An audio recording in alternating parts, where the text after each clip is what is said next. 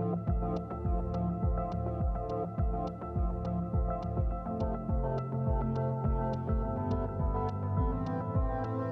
croix que vous ne voyez pas, qui est peinte pour éviter les... Il avait constaté en fait que les surplus de la Première Guerre mondiale s'étaient vendus jusqu'au début de la Seconde.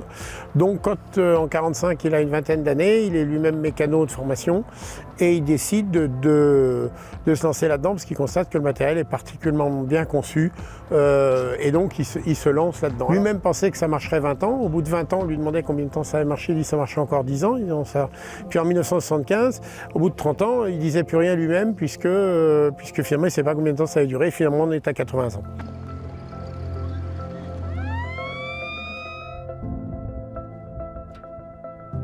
Il y a toute une histoire hein, derrière ça. Il y a des gens qui ont fabriqué ces engins. Ils ont été faits pour la guerre, hein, il y a 80 ans.